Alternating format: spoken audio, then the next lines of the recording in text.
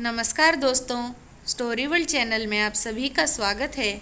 आज की कहानी का नाम है माँ को दूसरे घर में रखते हैं। आइए चलिए सुनते हैं कहानी। प्रवीण और सौम्या ऑफिस जाने के लिए तैयार हो ही रहे थे कि सौम्या का मोबाइल बज उठा। सौम्या ने नंबर देखा, रितु है कहते हुए फ़ोन उठाया। कुछ ही पलों बाद ओ अच्छा ठीक है कहते हुए फ़ोन रख दिया। चेहरे पर चिंता झलक रही थी। प्रवीण ने पूछा, कहीं छुट्टी तो नहीं कर रही है? 3 दिन नहीं आएगी, उसके घर पर मेहमान आए हैं। दोनों के तेजी से चलते हाथ ढीले पड़ गए। प्रवीण ने कहा, अब क्या करें, मैंने पिछले हफ्ते 2 छुट्टियां ले ली थी जब ये नहीं आई थी, और आज तो ज़रूरी मीटिंग भी है। ठीक है, आज और कल मैं घर पर रह लेता हूँ, परसों तुम छुट्टी ले लेना कहकर प्रवीण फिर घर के कपड़े पहनने लगे। उनकी 10वीं कक्षा में पढ़ रही बेटी सिया और 4वीं कक्षा में पढ़ रहा बेटा रोहन स्कूल के लिए तैयार हो चुके थे। नीचे से बस ने हारन दिया तो दोनों उतरकर चले गए। सौम्या भी चली गई। प्रवीण ने अंदर जाकर अपनी माँ सावित्री देवी को देखा, पर आंख बंद करके लेटी हुई थी। प्रवीण की आहट से भी उनकी आंखें नहीं खुली। प्रवीण ने माँ के माथे पर हाथ रखकर देखा, बुखार तो नहीं है? माँ ने आंखें खोली, प्रवीण को देखा और अफूट स्वर में क्या कहा प्रवीण को समझ नहीं आया। प्रवीण ने माँ को चादर उड़ाई, किचन में जाकर उनके लिए चाय बनाई। साथ में एक टोस्ट लेकर माँ के पास गए, उन्हें सहारा देकर बिठाया, अपने हाथों से टोस्ट खिलाया, चाय भी चम्मच से धीरे धीरे पिलाई। 90 वर्ष की सावित्री देवी साल भर से सुध बुध खो बैठी थी। वो अब कभी कभी किसी को पहचानती थी, अक्सर उन्हें कुछ पता नहीं चलता था। रितु को उन्हीं की देखरेख के लिए रखा गया था। रितु के छुट्टी पर जाने से बहुत बड़ी समस्या खड़ी हो जाती थी। इतने में साफ सफाई और खाने का काम करने वाली शांता आ गई तो प्रवीण ने कहा, शांता देख लेना, माँ के कपड़े बदलने हो तो बदल देना। माँ का बिस्तर गीला था। शांता ने ही उन्हें सहारा देकर खड़ा किया। बिस्तर प्रवीण ने बदल दिया। माँ के कपड़े बदल दो शांता कहकर प्रवीण कमरे से बाहर गए तो शांता ने सावित्री देवी को साफ करके धुले हुए कपड़े पहनाए और माँ को फिर से बिस्तर पर लेटा दिया। सावित्री देवी के 5 बेटे थे। सबसे बड़ा बेटा नासिक के पास एक गांव में रहता था। बाकी चारों बेटे मुंबई में ही रहते थे। प्रवीण घर में सबसे छोटे थे। सावित्री देवी ने हमेशा प्रवीण के ही साथ रहना पसंद किया था। प्रवीण का 2 बेडरूम फ्लैट एक अच्छी सोसाइटी में दूसरे फ्लोर पर था। एक 1 बेडरूम फ्लैट इसी सोसाइटी में किराए पर दिया हुआ था। पहले प्रवीण उसी में रहते थे, पर बच्चों की पढ़ाई और माँ की दिन पर दिन बढ़ती अस्वस्थता के चलते बाकी भाइयों के आने जाने से वो फ्लैट काफ़ी छोटा पड़ने लगा था, तो वे इस फ्लैट में शिफ्ट हो गए थे। माँ की सेवा और देखरेख का प्रवीण और सौम्या ने कभी कोई कमी नहीं रखी थी। कुछ महीनों पहले जब सावित्री देवी चलती फिरती थी तो रितु का ध्यान इधर उधर होने पर सीढ़ियों से उतरकर नीचे पहुंच जाती थी। फिर वॉचमैन ही उन्हें ऊपर तक छोड़कर जाया करता था। प्रवीण के सामने वाले फ्लैट में रहने वाले रिटायर्ड कुलकर्णी दंपति ने हमेशा प्रवीण के परिवार को सावित्री देवी की सेवा करते हुए देखा था। उनके दोनों बेटे थे विदेश में कार्यरत थे। आमने सामने दोनों परिवारों में मधुर संबंध थे, पर जब से सावित्री देवी ने बिस्तर तक सीमित हो गई थी, सबकी जिम्मेदारी और बढ़ गई थी। बच्चे स्कूल से वापस आए तो प्रवीण ने हमेशा की तरह पहले माँ को बिठाकर अपने हाथों से खिलाया। उसके ऑफिस में रहने पर रितु ही उनका हर काम करती थी। फिर बच्चों के साथ बैठकर खुद लंच किया। माँ की हालत देखकर प्रवीण की आंखें अक्सर भर आती थी। उसे एहसास होता था कि उसके पैदा होने के 1 साल बाद ही उसके पिता की मृत्यु हो गई थी। पिता गांव के साधारण किसान थे। 5 बेटों को सावित्री देवी ने कई छोटे मोटे काम करके पढ़ाया लिखाया था।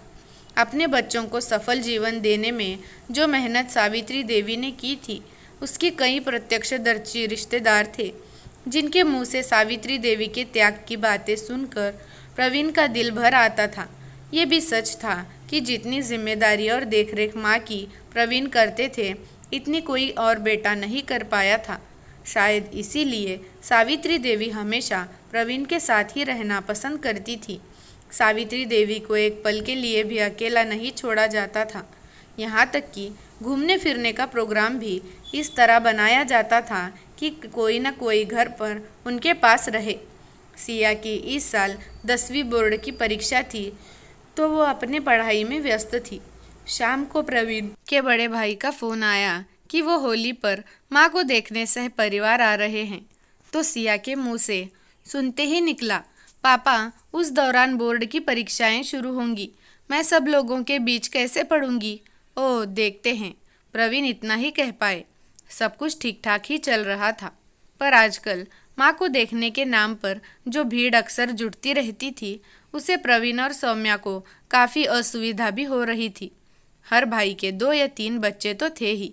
सब आते तो उनकी आवभगत में ही प्रवीण या सौम्या को ऑफिस से छुट्टी करनी ही पड़ती थी। ऊपर से बच्चों की पढ़ाई में व्यवधान पड़ रहा था। माँ को देखने के आने का नाम ही होता था बस। उनके पास बैठकर उनकी सेवा करने की इच्छा किसी की भी नहीं होती थी। सब घूमते फिरते अच्छे अच्छे खानों की फरमाइशें भी करते।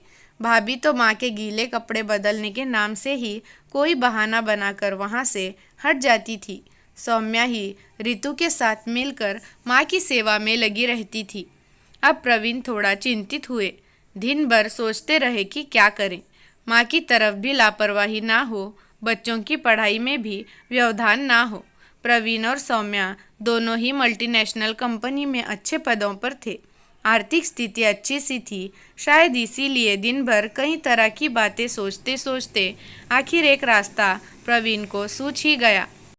रात को सौम्या लौटी तो प्रवीण भाई के सहपरिवार आने की और सिया की परीक्षाओं का एक ही समय होने के बारे में बताते हुए कहने लगे, सौम्या दिन भर सोचने के बाद एक बात सूझी है। मैं दूसरा फ्लैट खाली करवा लेता हूँ। माँ को हम वहाँ शिफ्ट कर देते हैं। अकेले किसी अति विश्वसनीय व्यक्ति का उनके साथ रहने का प्रबंध कर देते हैं। ये क्या कह रहे हो प्रवीण? माँ अकेली रहेगी? अकेले कहाँ, हम वहाँ आते जाते ही रहेंगे। पूरी नज़र रहेगी वहाँ हमारी। जो भी रिश्तेदारों ने देखने के नाम से आते हैं वहीं रह लेंगे और यहाँ भी आने की किसी को मनाही थोड़ी होगी। मैंने बहुत सोचा है इस बारे में। मुझे इसमें कुछ गलत नहीं लग रहा है। थोड़े खर्चे बढ़ जाएंगे, दोनों घरों का प्रबंध देखना पड़ेगा, किराया भी नहीं आएगा, लेकिन हम माँ की देखरेख में कोई कमी नहीं करेंगे। बच्चों की पढ़ाई भी डिस्टर्ब नहीं होने देंगे। प्रवीण ये ठीक नहीं रहेगा। माँ को कभी दूर नहीं किया है हमने। सौम्या की आंखें भर आई। तुम देखना ये कदम ठीक रहेगा, किसी को परेशानी नहीं होगी और अगर किसी को भी तकलीफ़ हुई तो माँ को यहीं ले आएंगे। फिर ठीक है, जैसा तुम्हें ठीक लगे। अगला 1 महीना सौम्या और प्रवीण काफ़ी व्यस्त रहे। दूसरा फ्लैट बस 2 बिल्डिंग ही दूर था। किराए भी प्रवीण की परेशानी समझकर जल्दी से जल्दी फ्लैट खाली करने के लिए तैयार हो गए। प्रवीण ने स्वयं उनके लिए दूसरा फ्लैट ढूंढने में सहयोग किया। प्रवीण की रिश्तेदारी में एक उषा काकी थी जो विधवा थी, जिनकी कोई संतान भी नहीं थी। वो कभी किसी रिश्तेदार के यहाँ रहती, कभी किसी आश्रम में चली जाती। प्रवीण ने उनकी खोजबीन की तो पता चला वो अभी पूना में किसी रिश्तेदार के घर में है। प्रवीण खुद कार लेकर उन्हें लेने गए। सावित्री देवी जब स्वस्थ थी वे तब कई बार उनके पास में आती थी। प्रवीण को देखकर उषा काकी खुश हुई और जब प्रवीण ने कहा, बस मैं आप पर ही माँ की देखभाल का भरोसा कर सकता हूँ काकी, आप उनके साथ रहना, घर के कामों के लिए मैं एक फुल टाइम मेड का प्रबंध कर दूंगा। तो उषा काकी खुशी खुशी प्रवीण के साथ आ गई। दूसरा फ्लैट खाली हो गया। एक फुल टाइम मेड मीना का प्रबंध भी हो गया था। एक रविवार को माँ को दूसरे फ्लैट में ले जाया जा रहा था। प्रवीण और सौम्या ने उनके हाथ पकड़े हुए थे। वो बिल्कुल अनजान सी साथ चल रही थी। सामने वाले फ्लैट के मिस्टर कुलकर्णी पूरी स्थिति जानते ही थे। वे कह रहे थे, प्रवीण जी आपने सोचा तो सही है, पर आपकी भागदौड़ और खर्चे बढ़ने वाले हैं। हाँ देखते हैं आगे, समझ आ ही जाएगा ये सही है या नहीं। सौम्या ने वहाँ किचन पूरी तरह से सेट कर दिया था। उषा काकी को सब निर्देश दे दिए गए थे। प्रवीण ने उन्हें ये भी संकेत दे दिया था कि वे उन्हें हर महीने कुछ धनराशि भी ज़रूर देंगे। तो वो खुश थी। उन्हें अब एक ठिकाना मिल गया था। सोसाइटी में पहले तो जिसने भी सुना वो हैरान रह गया। कई तरह की बातें भी हुई। किसी ने कहा ये तो ठीक नहीं है। बूढ़ी माँ को अकेले घर में डाल दिया। पर समर्थन में भी लोग थे। उनका कहना था, ठीक तो है, माँ जी को देखने इतना आना जाना होता है, लोगों की भीड़ रहती थी, ये अच्छा विचार है। प्रवीण और बाकी तीनों भी माँ के पास आते जाते ही रहते थे। जिसको समय मिलता वहीं पहुँच जाता था। माँ किसी को पहचानती तो थी नहीं, पर फिर भी सब ज़्यादा से ज़्यादा समय वहीं बिताते थे। वहाँ की हर ज़रूरत पर उनका ध्यान रहता था। मिस्टर कुलकर्णी ने अक्सर देखा था, प्रवीण सुबह ऑफिस जाने से पहले और आने के बाद सीधे वहीं जाते थे, और छुट्टी वाले दिन तो अक्सर सामने ताला रहता था। मतलब सभी सावित्री देवी के पास रहते थे। 3 महीने बीत गए। होली पर भाई सह परिवार आए। पहले तो उन्हें ये प्रबंधक खराब लगे, पर कुछ कह नहीं पाए। आखिर प्रवीण ही थे जो सालों से माँ की सेवा कर रहे थे। सिया की परीक्षाएं भी बिना किसी और असुविधा के संपन्न हो गई थी। माँ की हालत खराब थी। उन्होंने खाना पीना छोड़ दिया था। डॉक्टर को बुलाकर दिखाया गया तो उन्होंने भी संकेत दे दिया कि अंतिम समय ही है, कभी कुछ भी हो सकता है। बड़ी मुश्किल से उनके मुंह में पानी की कुछ बूंदें या जूस डाला जाता था। उषा काकी को इन महीनों में एक परिवार मिल गया था। माँ को कुछ होने की आशंका से उषा काकी का हर पल उदासी रहती थी, और एक रात सावित्री देवी की सांसें उखड़ने लगी तो काकी ने फौरन प्रवीण को एक इंटरकॉम कर दिया। प्रवीण सह परिवार भागे। माँ ने हमेशा के लिए आंखें मूंद ली। सब बिलक उठे। प्रवीण बच्चे की तरह रो रहे थे। सौम्या ने सब भाइयों को फ़ोन कर दिया। सुबह तक मुंबई में ही रहने वाले भाई पहुंच गए। बाकी रिश्तेदारों का आना बाकी था। सोसाइटी में सुबह खबर फैलते ही लोग इकट्ठा होते गए। भीड़ में लोग हर तरह की बातें कर रहे थे। कोई प्रवीण की सेवा के प्रबंध की तारीफ कर रहा था। वहीं सोसाइटी के दिनेश जी और उनकी पत्नी सुमन बातें बना रहे थे।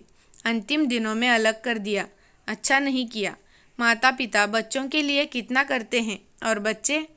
वहीं खड़े मिस्टर कुलकर्णी से रहा नहीं गया। उन्होंने कहा, भाई साहब, प्रवीण जी ने अपनी माँ की बहुत सेवा की है, मैंने अपनी आँखों से देखा है। हाँ, पर अंतिम समय में दूर दूर कहाँ, हर समय तो ये सब उनके पास ही रहते थे। उनकी हर ज़रूरत के समय वो कभी अकेली नहीं रही। आर्थिक हानि लाभ की चिंता किए बिना प्रवीण जी ने सबकी सुविधा का ध्यान रखते हुए जो कदम उठाया था, उसमें कुछ भी बुरा नहीं है। आपके बेटे बहू भी तो अपने बेटे को डे केयर में छोड़कर ऑफिस जाते हैं ना, तो इसका मतलब ये तो नहीं है ना कि वो अपने बेटे से प्यार नहीं करते हैं।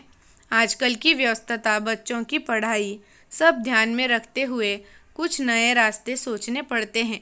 इसमें बुरा क्या है? बातें बनाना आसान है, जिस पर बीतती है वही जानता है। प्रवीण जी और उनका परिवार सिर्फ प्रशंसा का पात्र है। एक उदाहरण है। वहाँ उपस्थित बाकी लोग मिस्टर कुलकर्णी की बात से सहमत हैं। दिनेश जी और उनकी पत्नी ने भी अपने कहे पर शर्मिंदा होते हुए उनकी बात के समर्थन पर सिर हिला दिया था। प्रवीण ने एक अच्छा बेटा बनकर अपनी माँ की सेवा करके एक मिसाल कायम कर दिखाई थी। दोस्तों, माँ की सेवा करने वाला बेटा और बहू की ये कहानी आपको कैसी लगी, और इस कहानी के बारे में आपकी क्या राय है, कमेंट करके मुझे ज़रूर बताएं। अच्छी लगी है वीडियो तो वीडियो को लाइक, शेयर और चैनल को सब्सक्राइब कर दें।